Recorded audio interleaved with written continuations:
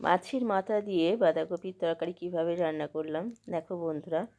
যদি তোমাদের ভালো লাগে তাহলে লাইক শেয়ার কমেন্ট করো, একটা সুন্দর কমেন্ট করো, আর সকলে পাশে থেকো, সাথে থেকো, আর দেখতে থাকো আমি কিভাবে মাছের মাথা দিয়ে বাঁধাকপির তরকারি তৈরি করলাম। তো চলো বন্ধুরা, দেখতে থাকো, আশা করি তোমাদের ভালো লাগবে। আর বন্ধুরা, পাশের হাইপ অপশানটা দিতে ভুলে যেও না। আমার ভিডিও পেতে গেলে পাশের বেল আইকনটা প্রেস করো, ভিডিও পেয়ে যাবে। গুড আফটারনুন বন্ধুরা, welcome back to my channel Mukul simple life. তোমরা কেমন আছো বলো বন্ধুরা? তোমাদের ভালোবাসে আমরা বেশ ভালো আছি, আশা করি তোমরাও ভালো আছো, ভালো থেকো। আর এখন ওয়েদারটা খুব বাজে ওয়েদার, জানো তো, মানে প্রত্যেকেরই শরীর খারাপ হচ্ছে। আর এই সময়টা সবাইকে একটু সাবধানে থাকতে হবে। ঠান্ডাটা সবে পড়ছে তো, ঠান্ডাটা যখন পড়ে যাবে তখন কিন্তু এই ভয়টা এতটা থাকবে না, কিন্তু ঠান্ডা যাওয়ার সময় আবার এরকম ঠান্ডা লেগে যাওয়ার একটা ব্যাপার থাকে। তো যাই হোক, সবাই সাবধানে থেকো, সবাইকে সাবধানে থাকতে হবে। ছোটো বাচ্চাদের, বয়স্ক মানুষদের সবাইকে সাবধানে রেখো। তো বন্ধুরা, আমি এখন করছি বাঁধাকপির তরকারি করব। তো বাঁধাকপির তরকারি মাছের মাথা দিয়ে আমি বাঁধাকপির তরকারি করব। তো মাছের মাথাটা আমি আগে ভেজে রেখে দিয়েছি।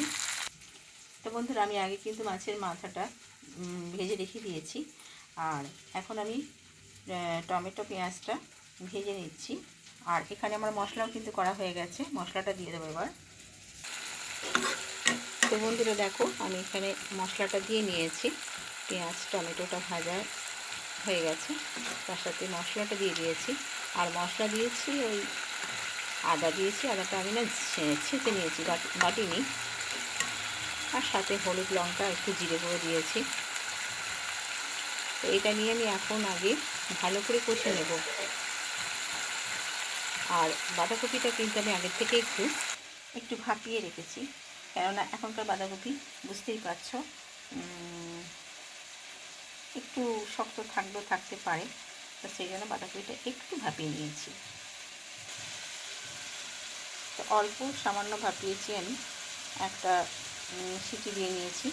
দিয়ে নিয়ে এরপর আমি এটা মশলাটা ভাজা হয়ে গেলে দিয়ে দেব।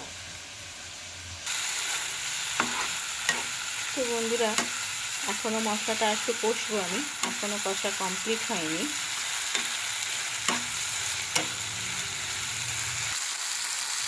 কষা হয়ে গেছে, এবার আমি বাঁধাকপিটা দিয়ে দেবো। বন্ধুরা, আমার মশলাটা কষা হয়ে যাওয়ার পর আমি বাঁধাকপিটা দিয়ে দিয়েছি।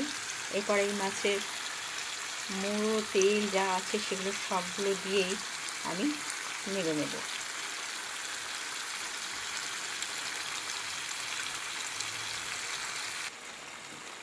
তো বন্ধুরা, কত জল বেরোচ্ছে দেখো, বাঁধাকপির থেকে এমনিতে একটু জল বেরোয়।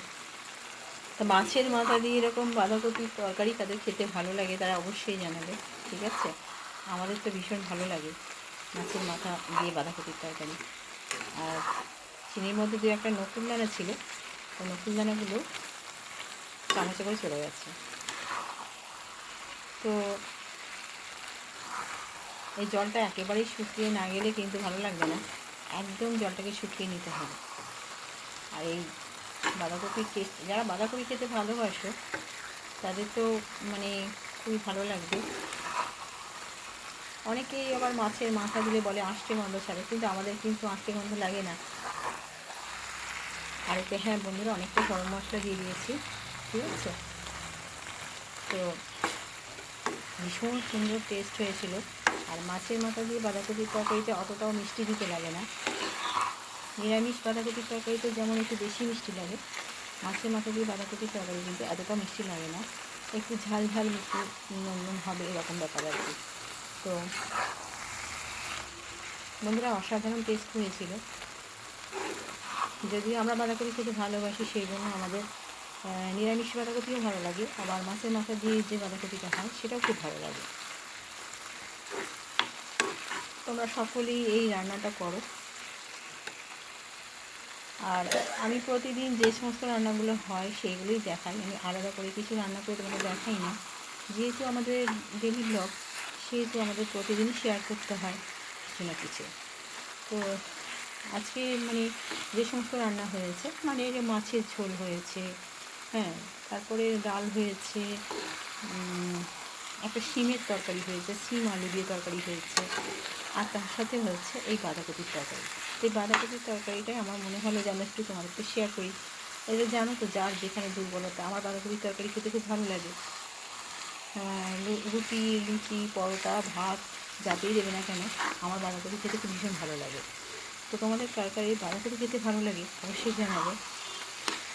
আর মাছের মাথা দিয়ে বাঁধাকপি খেতে কার কার ভালো লাগে অবশ্যই জানাবে, ঠিক আছে? তাহলে তুমি তো বলতে পারতে তো।